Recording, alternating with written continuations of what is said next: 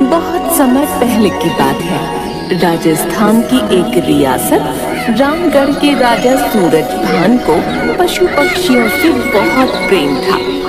उसने अपने महल के पास ही एक बहुत बड़ा उद्यान बना रखा था, जहाँ पर अलग अलग प्रकार के पक्षी और कुछ पालतू जानवर थे।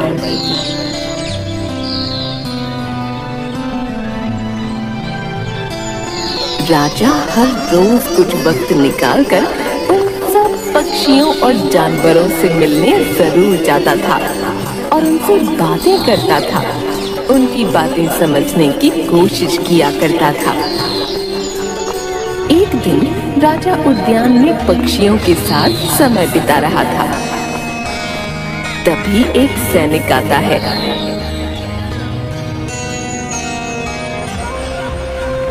महाराज की जय हो। महाराज, पड़ोसी राज्य के राजा हरि सिंह के सेनापति आपसे मिलने की आज्ञा चाहते हैं। उन्हें आदर सहित अंदर ले आइए। जी महाराज। सैनिक जाता है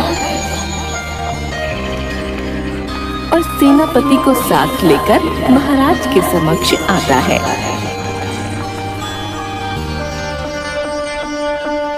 महाराज की जय हो। महाराज, जैसा कि हमारे महाराज हरि सिंह को अच्छे से ज्ञात है कि आपसे बड़ा पशु पक्षी प्रेमी आसपास के राज्यों में और कोई नहीं है, उन्होंने उपहार हेतु आपके लिए ये 2 अनमोल बास के बच्चे भेजे हैं। आप इस बहुमूल्य उपहार को स्वीकार करें।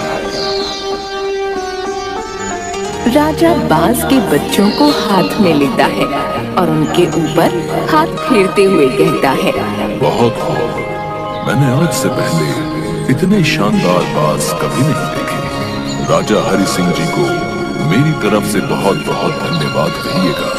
हमें उनका ये तोहफा बहुत पसंद आया। राजा ने उनकी देखभाल के लिए एक अनुभवी आदमी को नियुक्त कर दिया।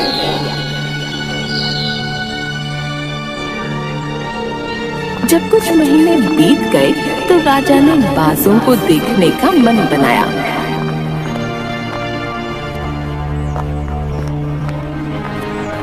और उस उद्यान में पहुंच गए जहां उन्हें पाला जा रहा था।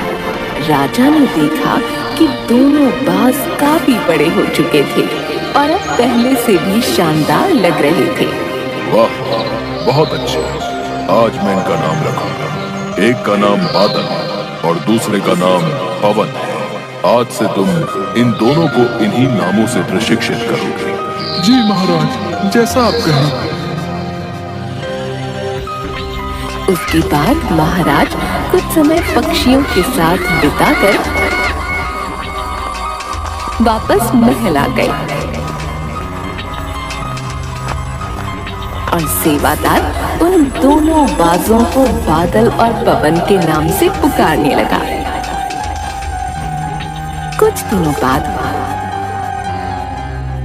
महाराज ने फिर से उद्यान में आकर सभी प्रिय पक्षियों और जानवरों का दौरा किया और सेवादार से कहा, मैं इनकी उड़ान देखना चाहता हूँ। तुम इन्हें उड़ने का इशारा करो। सेवादार ने ऐसा ही किया।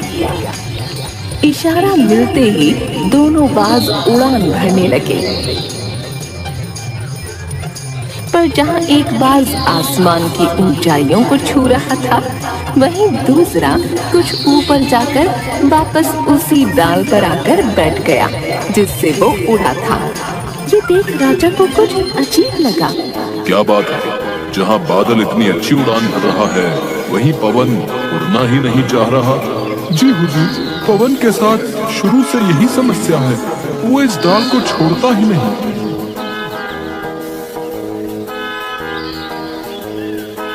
राजा को दोनों ही बाज प्रिय थे और वो पवन को भी उसी तरह उड़ता देखना चाहते थे।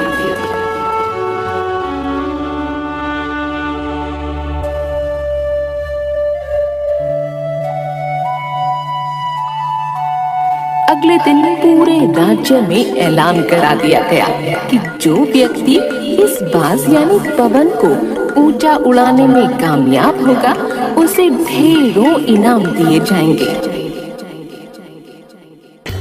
सुनो सुनो सुनो, रामगढ़ के वासियों सुनो, महाराज सूरजभान का आदेश है कि उनके पक्षियों में से प्रिय बाज पवन को जो आसमान की ऊंचाइयों में उड़ाने में सफल रहेगा उसे स्वर्ण मुद्राएं दी जाएंगी। सुनो सुनो सुनो। फिर क्या था, एक से एक विद्वान आए और पवन को उड़ाने का प्रयास करने लगे।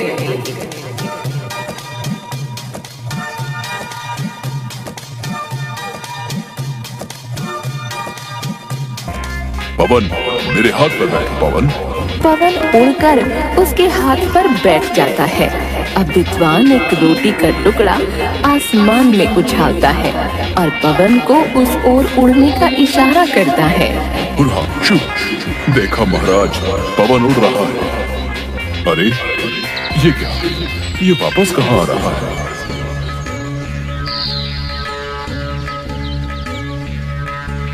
पवन उड़ता है और वापस आकर विद्वान के सर पर बैठ जाता है।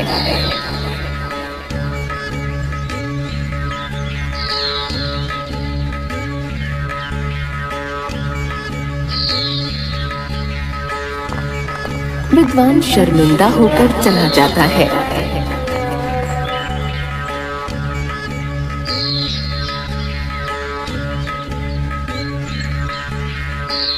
चल सुस्तबाज, इधर आ।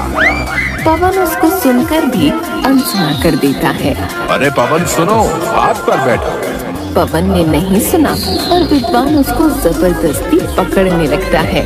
तभी पवन उसको हाथ में काटकर सेवादार के पास चला जाता है। दूसरा विद्वान भी नाकाम रहता है, पर हफ्तों बीत जाने के बाद भी बाज का वही हाल था। वो थोड़ा सा उड़ता और वापस आकर डाल पर बैठ जाता। फिर एक दिन कुछ अनोखा हुआ। राजा ने देखा कि उसके दोनों बाज आसमान में उड़ रहे थे। उन्हें अपनी आंखों पर यकीन नहीं हुआ और उन्होंने तुरंत उस व्यक्ति का पता लगाने को कहा जिसने ये कारनामा कर दिखाया था। सैनिक, कौन है जिसने ये कारनामा कर दिखाया? मुझे मेरी आंखों पर विश्वास नहीं हो रहा है। देखो, पवन और बादल कैसे आसमान की ऊंचाइयों पर उड़ान भर रहे हैं। उस आदमी को मेरे सामने दिखाओ। वह व्यक्ति एक किसान था।